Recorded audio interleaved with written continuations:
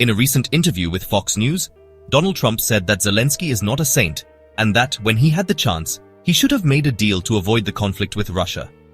Trump forgets that at that point, Boris Johnson, the loyal follower of the Americans, rushed to Zelensky to prevent him from signing a peace agreement with Russia.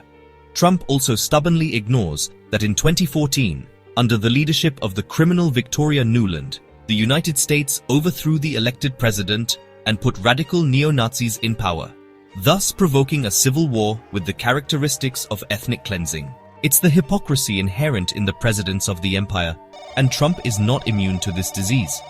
Trump thinks that Zelensky will realize that the party is over because he has suspended sending money and weapons to Ukraine. He imagines that Zelensky, under pressure, will accept a deal, but Trump's illusion clashes with reality. Zelensky and his followers don't seem to want peace. The proof is that Zelensky, at Davos, requested a permanent contingent of 200,000 NATO soldiers in Ukraine in case of signing the peace. A totally unrealistic condition. In addition to having recently requested that nuclear weapons be sent to him, Zelensky imagined that he and his wife would live a comfortable life after the war.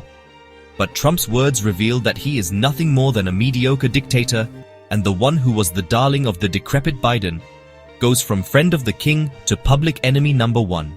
Zelensky knows that if there is peace, there will soon be presidential elections in Ukraine, and Zelensky's opponents, like Zaluzhny, Poroshenko and Dubinsky, will use Trump's words in their political campaigns. Compared to other accusations, this is the most terrible for Zelensky. Because how can he explain to the people that there was a chance to avoid the clash, and that the president, out of ambition, did not take it? Trump's position is destructive for Zelensky, as a politician and as a person.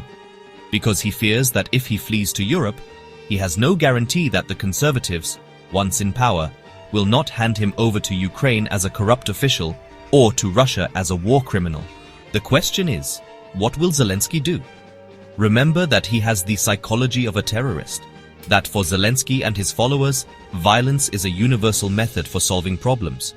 We will continue to observe new terrorist attacks by the Ukrainian secret services, which intensify the clash with Russia, only to then accuse Moscow of not wanting to negotiate.